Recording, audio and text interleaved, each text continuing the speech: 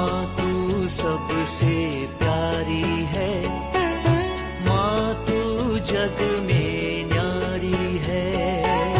माँ तू सबसे प्यारी है, माँ तू जग में न्यारी है। अपने आंचल में रखना, अपने आंचल में रखना। हमें वरदानों से भरना। माँ तू सबसे प्यारी है, माँ तू जग में न्यारी है। माँ तू सबसे प्यारी है, माँ तू जग में न्यारी है। Mr. Rajan Samuel, a great missionary in Hindi heartland, first class with distinction.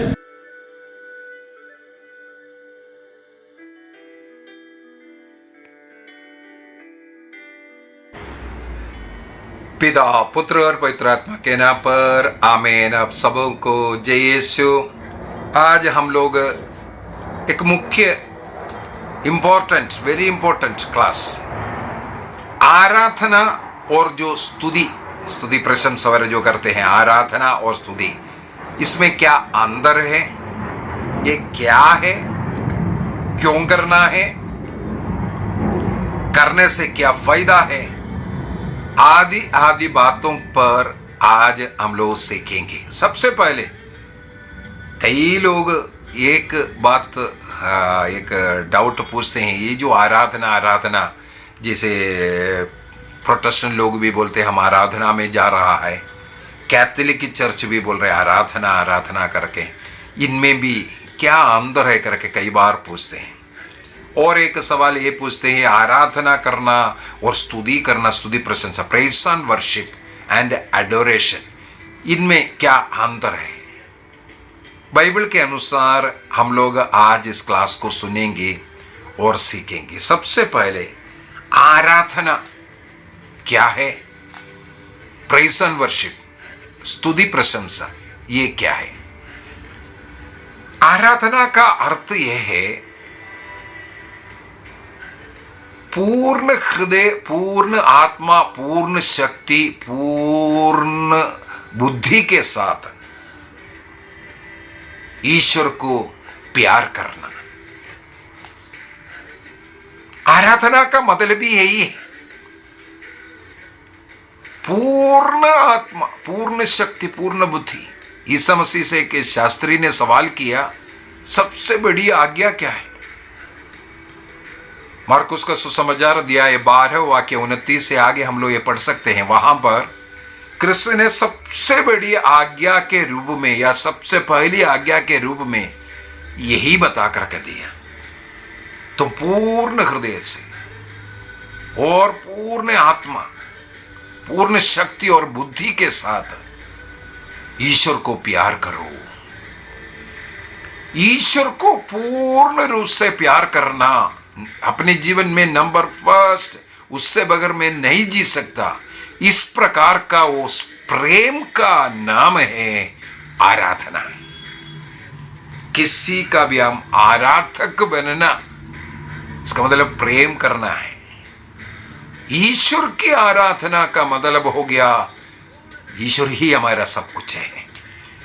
इस अवस्था तक पहुंचना है हर एक क्रिस्तीय व्यक्ति। क्रिस्त को सर्वस्व मानकर उनकी आराधना करना चाहिए, उनको प्रेम करना चाहिए। अभी स्तुति करने के क्या मतलब है? सीधी सी बात, किसी भी व्यक्ति को हम जान करके उनको तारीफ जो करता है, या वो हमारा नेता है या हमारा सब कुछ है, ऐसा स्वीकार करने का एक तरीके को ही स्तुति करना ये कहते हैं। इसका मतलब यहां पर ईश्वर की स्तुति करने का मतलब है ईश्वर क्या है हमारे लिए, उस स्थिति में उनको स्वीकार करना, ईश्वर के रूप में स्वीकार करना।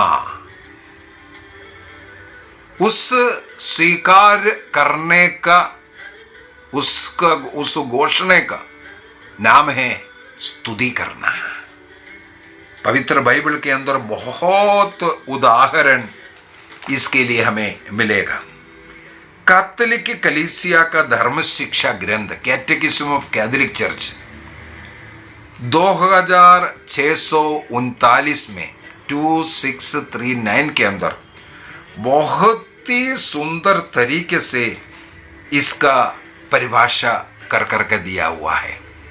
क्या है आराधना, क्या है स्तुति, ईश्वर क्या है, ईश्वर कैसा है, उसी अवस्था में उस रीति से उनको स्वीकार करना, उसकी घोषणा करने को भी हम लोग स्तुति करना ये कहते हैं।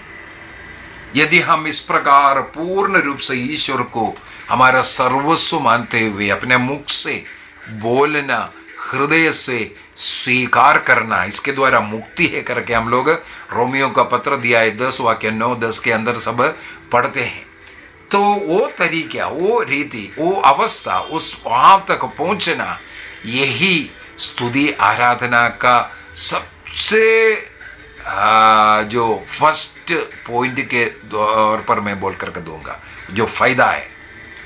दूसरा, जो व्यक्ति इस प्रकार स्वीकार करते हैं उनमें पवित्र आत्मा आता है। वो आत्मा ईश्वर और मनुष्य को एक बनाता है। इसका मतलब वो प्रेम मनुष्य में और ईश्वर ये दोनों को एक बनाता है। एक बनाने वाला मैंने बोला पवित्र आत्मा, उसके द्वारा उत्तर आता है। चाहे आराधना हो, चाहे स्तुति प्रशंसा हो, यदि हम इस प्रकार विश्वास के साथ सर्वस्व प्रभु है इस प्रकार अपने को पूर्ण रूप से समर्पित करते हुए यदि हम प्रभु के प्रेम में ये कार्य करेंगे तो पवित्र आत्मा ईश्वर के साथ हमें एक बनाएगा। जैसे प्रेरित अध्याय 2 वाक्य 1 से 4 तक हम पढ़ेंगे। वहां पर कलीसिया एक हृदय होकर के प्रार्थना कर रहा था। कलीसिया एक हृदय था और वो ईश्वर से प्रार्थना कर रहा था। तब पेंतिकोस्त के दिन में पवित्र आत्मा आंधी के रूप में आते हैं और अग्नि के रूप में दिखाई देता है और अग्नि के जीवों में विभाजित कर हर एक में आकर के ठहरता है। वो भिन्न भिन्न भाषाएं बोलते हैं, भविष्यवाणियां करते हैं। वो सुन करके लोग अचंभे में पड़ गया। वो अवस्था में बाइबल में या बाद में कभी भी देखने के लिए नहीं मिलता है। क्या कारण है? उस प्रथम कलीसिया माता मरियम के अगुवाई में और अन्य प्रेरितों की अगुवाई में वहां पर एकत्रित थे। करीब 150 से ज्यादा लोग वहां पर एकत्रित थे। वो एक हृदय, एक मन, एक आत्मा होकर के संपूर्ण हृदय से प्रभु में लीन होकर के प्रार्थना कर रहा था। प्रभु के लिए वो प्यासा भूखा था। इस प्रकार का वो अनुभव उस पेंतिकोस्त के बीच में लेके आए, पवित्र आत्मा लेके आए। यदि इस प्रकार का स्तुति आराधना करते रहेंगे, क्रिस्त में, ईश्वर में एक बन करके प्रार्थना करेंगे तो सारे बंधन टूट जाता है। सारे बंधन टूट जाता है।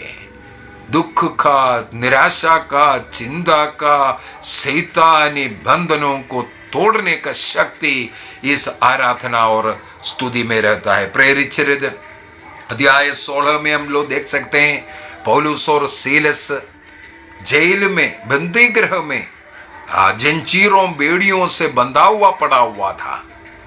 अर्धरात्रि में वे लोग घुटनों में आकर के प्रभु की स्तुति आराधना करना शुरू किया। पौलुस सीलस का वो प्रार्थना बंदी गृह में भेड़ियों में बंधा हुआ था।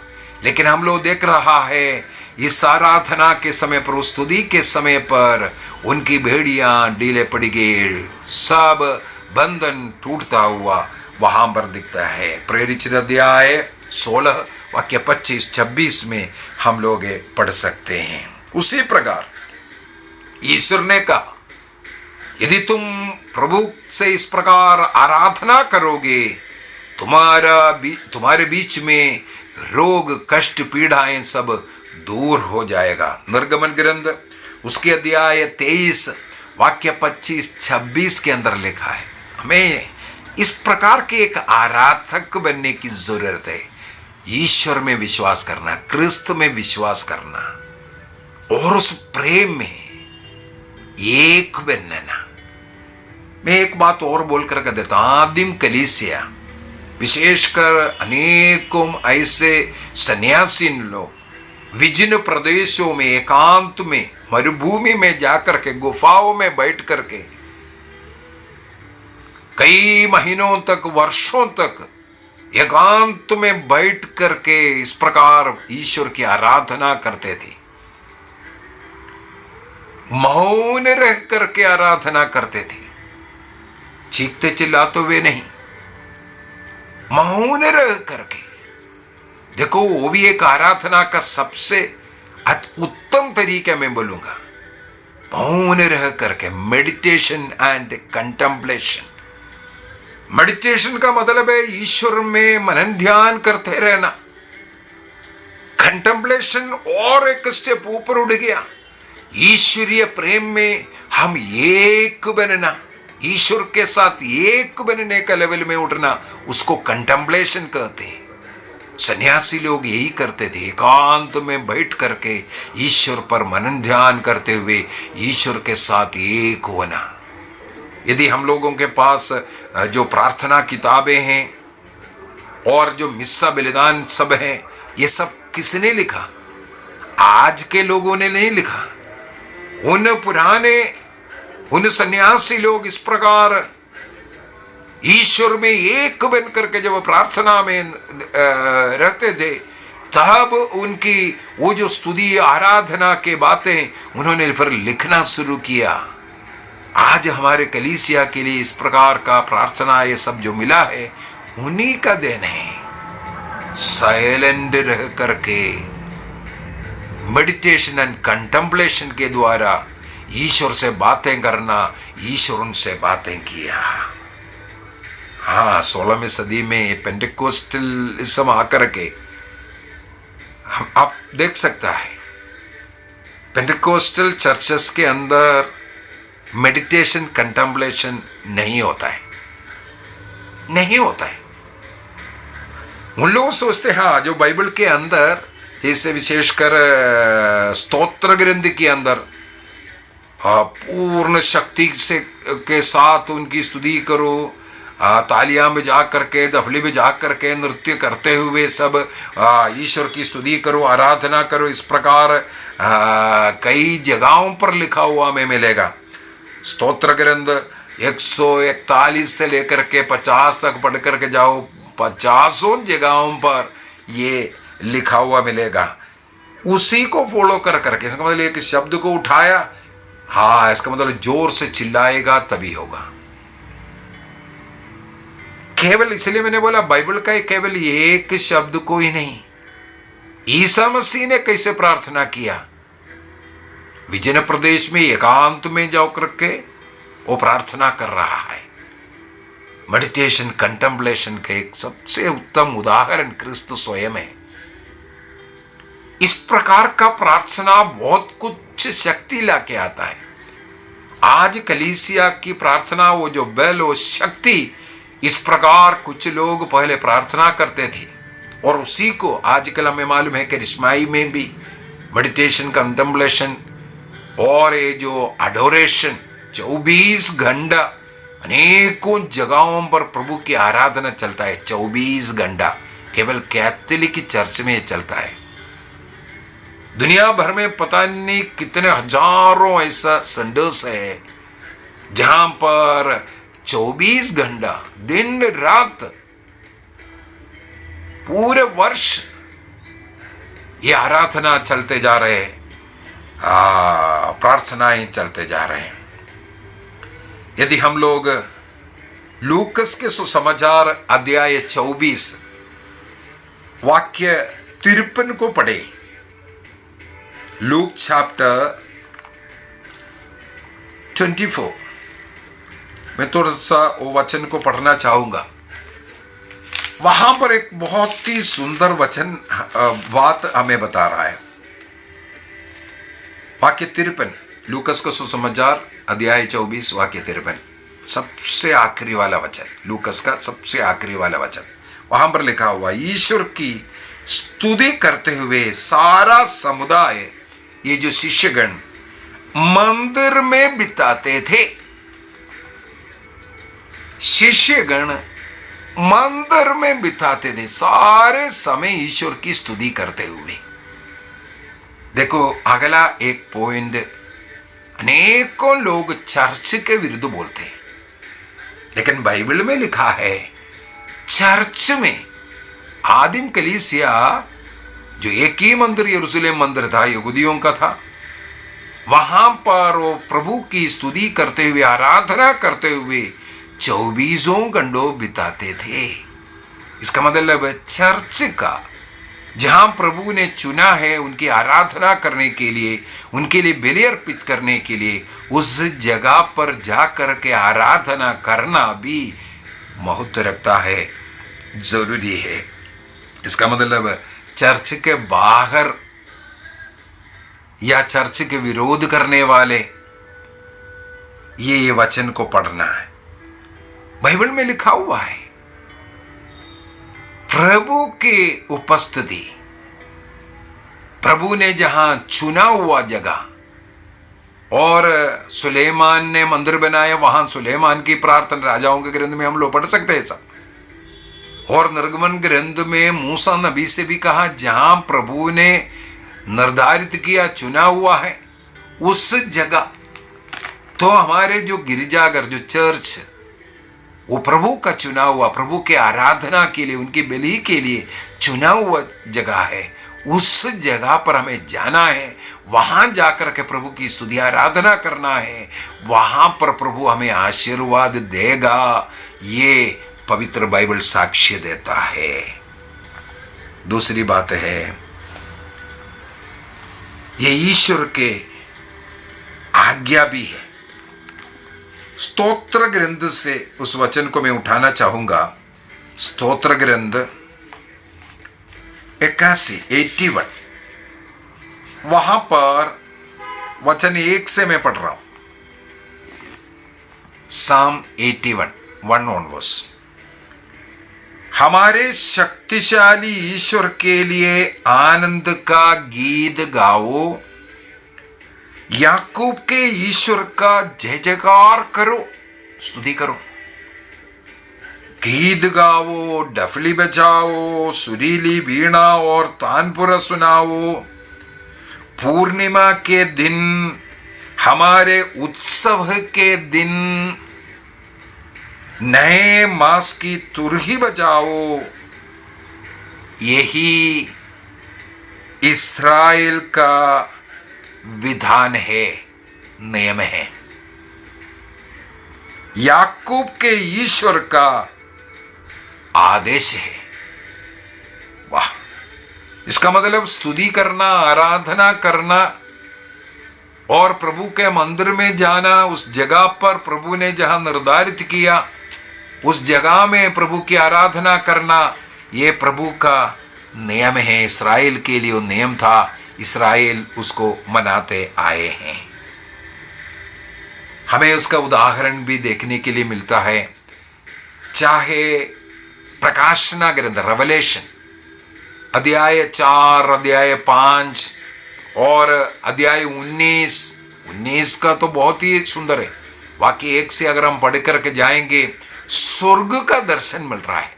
स्वर्ग का दर्शन, स्वर्ग में किस प्रकार संत लोग, दूध लोग, श्रेष्ठ जो 24 वयोवृद्ध लोग, ये लोग मिलकर के किस प्रकार ईश्वर की आराधना करते, स्तुति करता है, उसका झलक वहां पर योहन को मिला। वो लिखा हुआ है। जिस प्रकार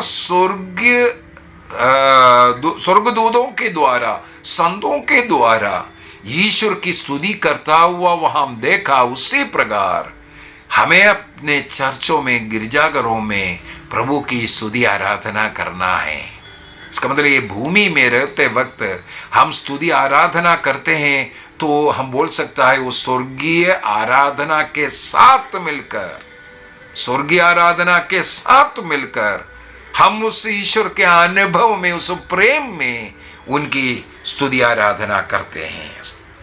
कैटेकिज्म ऑफ कैथोलिक चर्च, कैथोलिक कलीसिया का धर्म शिक्षा ग्रंथ 2096 में 2096 के अंदर बहुत ही सुंदर तरीके से इसलिए लिखा हुआ है, हमारे क्रिस्तीय धर्म का सबसे महत्वपूर्ण एक वर्च्यू है ईश्वर की आराधना करना, प्रभु को अपने ईश्वर के रूप में स्वीकार करते हुए पूर्ण हृदय, पूर्ण आत्मा, पूर्ण शक्ति और बुद्धि के साथ उन्हें प्यार करते हुए उन्हें उसी प्रकार स्वीकार करना। तू ही मेरा सब कुछ है, तेरे द्वारा मुझे सब कुछ मिला है, तू ही सर्वस्व है, इसको स्वीकार करते हुए उस प्रेम को प्रकट करने वाला उस रीति। इसमें क्या होता है, हम ईश्वर के संतान, ईश्वर हमारा पिता, उस पिता और पुत्र का वो प्रेम, ईश्वर का प्रेम का अनुभव हम कर रहा है, उसको हम लौटा करके दे रहा है। हम अपने मुंह से स्वीकार कर रहे सर्वस्व ईश्वर ने सृष्टि किया, वो मेरे लिए सृष्टि किया, मुझे जो कुछ दिया है वो ईश्वर का दान के रूप में दिया है, उसके फलस्वरूप उनको हम धन्यवाद देते हैं। इस प्रकार पिता पुत्र का वो प्रेम, वो रिश्ता, वो एक बनना और उस ईश्वर में जीवन प्राप्त करना और वो खुशी, ईश्वर को खुशी को अनुभव करना ही, यही स्तुति आराधना का मुख्य जो भाग है, मुख्य उद्देश्य है। ईश्वर को जानना, स्वीकार करना और उस प्रेम में एक होना, ईश्वर का प्रेम का अनुभव करना और ईश्वर को प्रेम करना, ईश्वर की सेवा करना। मनुष्य की सृष्टि ईश्वर ने इसलिए ही किया है, ईश्वर ने अपने प्रेम में, प्रेम के कारण मनुष्य की सृष्टि की रचना की और सब कुछ संसार को सृष्टि करने के बाद मनुष्य को उसका नाथ बनाया, गुरु बनाया, मनुष्य के अधीन कर दिया सब कुछ और मनुष्य उसको स्वीकार कर, ग्रहण कर, उस ईश्वर को प्रत्युत्तर में धन्यवाद और प्रेम प्रकट करना। कैथोलिक कलीसिया का धर्म शिक्षा ग्रंथ कैटेकिज्म 358 के अंदर ये हम लोग पढ़ते हैं। तो इस प्रकार बाइबल के अनुसार और चर्च के टीचिंग के अनुसार हर एक व्यक्ति को, जैसे फिलिपियों को लिखते हुए पत्र के अंदर संत पौलुस बार बार कहते हैं, विशेषकर जो अध्याय 4 के अंदर जो बोल रहा है, सब बातों के लिए प्रभु को धन्यवाद है, दुख के लिए, अपमान के लिए, दर्द के लिए, जो अच्छाई, जो कृपा, आशीष मिला, सब कुछ के लिए प्रभु को धन्यवाद देते रहो। हमारे हृदय में प्रभु की स्तुति निरंतर चलते रहना चाहिए, चलते फिरते प्रभु को धन्यवाद देना, स्तुति करना और उन्हें प्रेम प्रकट करना, यही मनुष्य का कर्तव्य है। यही मनुष्य को सुख देता है, यही मनुष्य को शांति देता है। जब हम प्रभु को, ईश्वर को ज्यादा प्यार करेंगे, यीशु का नाम सदैव अपने जीव में लेते हुए उनकी स्तुति करते रहेंगे, इसके द्वारा हम आशीष कृपा पाएंगे। प्रभु हम सबों को आशीष दे, पिता, पुत्र और पवित्र आत्मा के नाम पर आमीन। आप सबों को जय यीशु।